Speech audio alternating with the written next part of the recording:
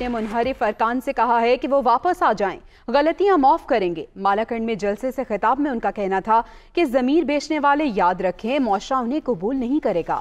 चोरी के पैसे से हॉर्स ट्रेडिंग जारी है, मुल्क के नामवर डाकू इकट्ठे हो गए। वज़ीर आज़म ने कहा चाहे हुकूमत चली जाए, सौदेबाजी नहीं करेंगे। कभी कभी कौमों की जिंदगी में फैसला कुन वक्त आता है जब कौम के सामने दो रास्ते आ जाते हैं। मेरे पाकिस्तान के नौजवानों, हमारे सामने भी अब दो रास्ते आ गए हैं। एक तरफ पाकिस्तान के बड़े बड़े नामवर डाकू, वो सब इकट्ठे हो गए हैं। दूसरी तरफ वो लोग हैं जिन्होंने 25 साल इन डाकुओं के खिलाफ जद्दोजहद की है। इन डाकुओं ने जमा होके चोरी का पैसा जमा करके हमारे एमएनएज उनके जमीर की कीमत लगा दी है, उनको खरीदने की कोशिश कर रहे हैं। लोटा होता है ना, वो जिधर इख्तिदार होता है उधर उसका मुंह चला जाता है। जो जमीर फरोश होता है वो पैसे लेके अपना सौदा करता है। हमारे मुल्क की अदलिया भी देख रही है, हमारे मुल्क की इलेक्शन कमीशन भी देख रही है। तो आज सारी कौम के सामने ये सौदा हो रहा है, जमीरों का सौदा हो रहा है, और इसको जमहूरियत का नाम दिया जा रहा है। अल्लाह ने हमें ये नहीं कहा कि तुम न्यूट्रल रह जाओ, ना इधर ना उधर।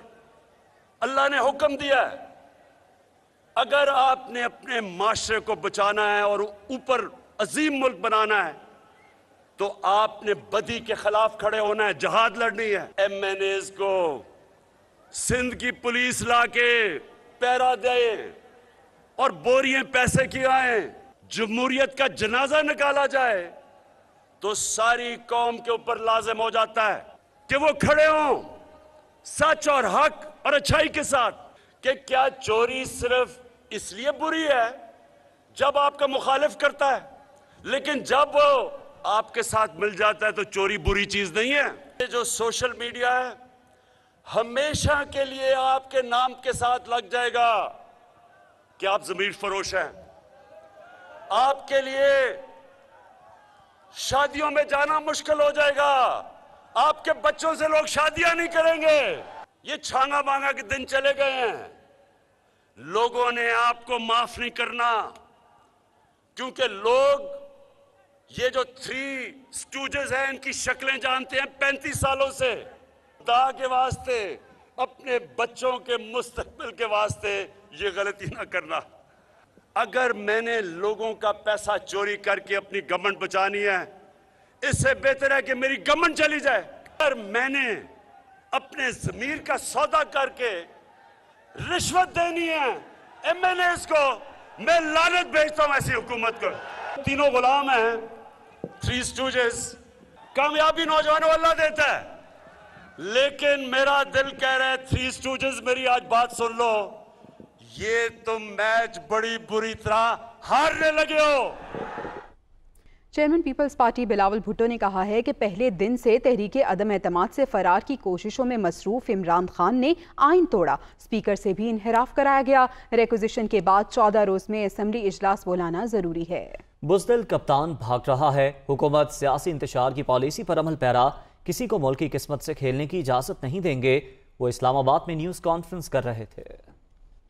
बुज़दिल कप्तान भाग रहा है, अदम एतमाद का वोट से भाग रहा है, इस हद तक भाग रहा है कि उसने अपना स्पीकर से कॉन्स्टिट्यूशन तुड़वाया है।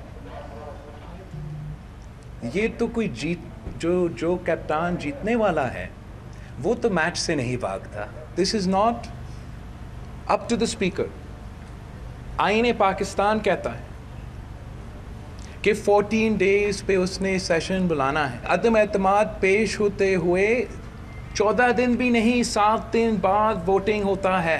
ये बुज़दिल इमरान पहले दिन से अपना शिकस्त नजर आ रहा है, वो हर कोशिश कर रहा है कि इस अमल से भागे।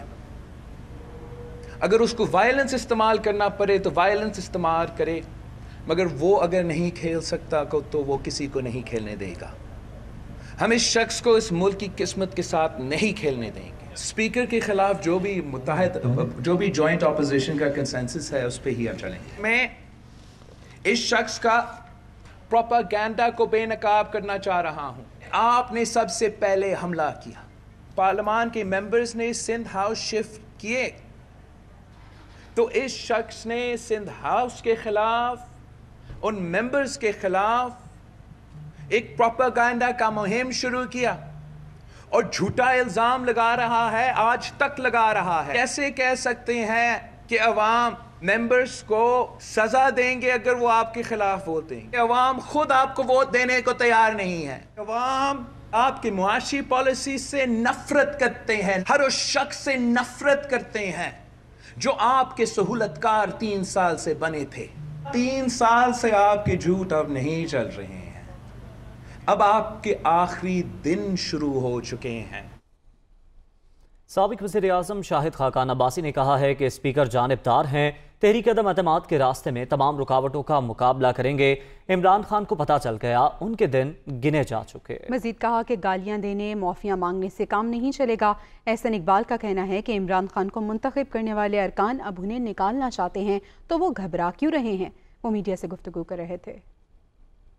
स्पीकर साहब इस मामले में जानिबदार बन चुके हैं। इजलास 14 दिन के अंदर ना बुलाया गया, इस बात की वाज़ेह दलील है कि हर हीला बहाना किया जाएगा कि अपनी हुकूमत को तूल दिया जाए। गैर आईनी रुकावटें भी आएंगी, मुश्किलात भी आएंगी, इनका मुकाबला करेंगे। उन लोगों पर इल्ज़ाम लगा रहे हैं जिन्होंने कल उनको ही मुंतखब किया था। अदम एतमाद को लटकाया नहीं जा सकता। अगर हिम्मत है तो मैदान में आ जाएं। जब एक वज़ीर-ए-आज़म जलसों पे आ जाए तो उसके आखिरी दिन होते हैं।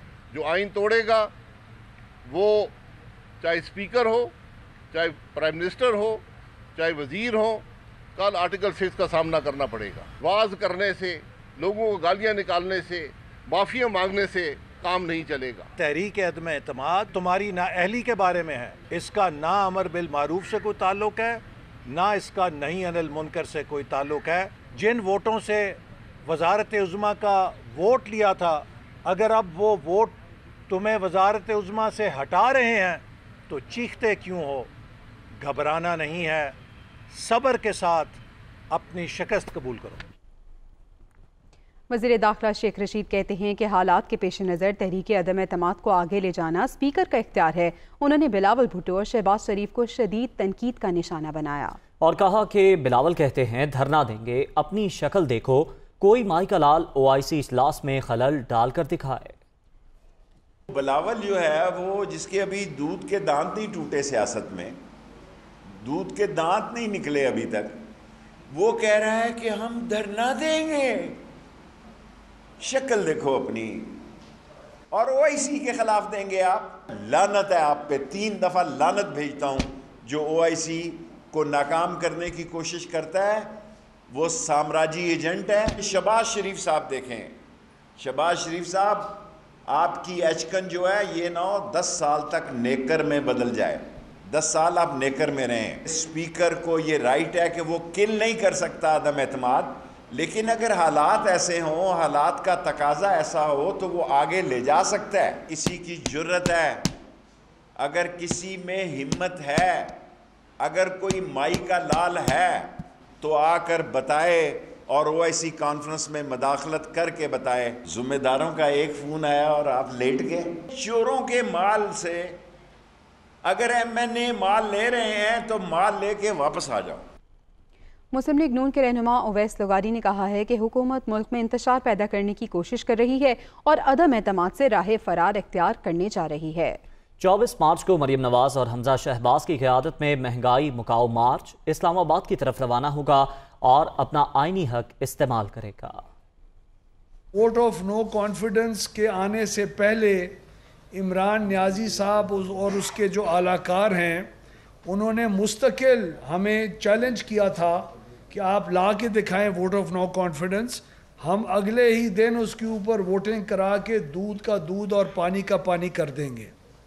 आज 2 हफ्ते हो गए हैं, मुत्तहिदा अपोजिशन की तमाम सियासी जमातों के हेड्स और वर्कर पूरे पाकिस्तान के अंदर ये डिमांड कर रहे हैं कि वोटिंग करवाओ ताकि दूध का दूध और पानी का पानी हो जाए, लेकिन बदकिस्मती से हुकूमत उससे राह फरार इख्तियार कर रही है। आज पंजाब के अंदर और पूरे पाकिस्तान के अंदर एक कशीदगी का माहौल पैदा किया गया है। इमरान खान एक आईनी जी कदम को रोकने के लिए अपने आलाकारों के ज़रिए धमकियां दे रहा है।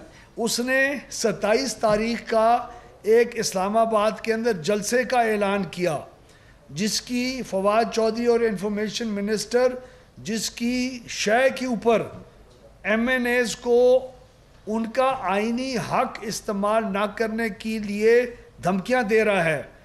24 मार्च को इस्लामाबाद की तरफ मियां हमजा शहबाज शरीफ साहब और मरियम नवाज शरीफ साहिबा की क़यादत के अंदर एक अजीम शान जलूस का आगाज़ होगा, एक कारवान, जिस कारवान का नाम महंगाई मुकाओ मार्च है। महंगाई मुकाओ मार्च और इमरान मुकाओ मार्च का एक ही मतलब है। हम आवाम के ज़ोर से दिखाएंगे कि कौन मई का लाल है जो किसी MNA को अपना हक इस्तेमाल करने से रोक सकता है। हुकूमत ने अभी से बैनर्स उतारना शुरू कर दिए हैं। अब बैनर और झंडे उतारने से कुछ फ़र्क नहीं पड़ेगा। अब अवाम ने माफ़ तुम्हें नहीं करना इमरान न्याजी। अब पंजाब की अवाम ने पंजाब के वज़ीर आला को भी कोई वित्त ही नहीं देनी। पीपल्स पार्टी के रहनुमा नैयर बुखारी, फैसल करीम कुंडी और शाजिया मरी ने कहा है कि वज़ीर आज़म इमरान खान अक्सरियत खो चुके, मुल्की मशीनरी के अहकामात मानने की पाबंद नहीं। ऑपोजिशन ने 8 मार्च को रिक्विजिशन जमा कराई। इजलास ना बुलाने पर स्पीकर कौमी असम्बली पर आर्टिकल 6 लगता है। असद कैसर इजलास में शिरकत करके PTI के रुकन की तरह काम कर रहे हैं। दमखम है अगर इमरान खान में, अगर उसमें जुर्रत है, अगर वो बहादुर है, तो फिर मैदान में आके मुकाबला करे, फिर आए पार्लियामेंट में आए, फिर अपने बंदे पूरे करे। हम कहते हैं हमारे पास बंदे पूरे हैं।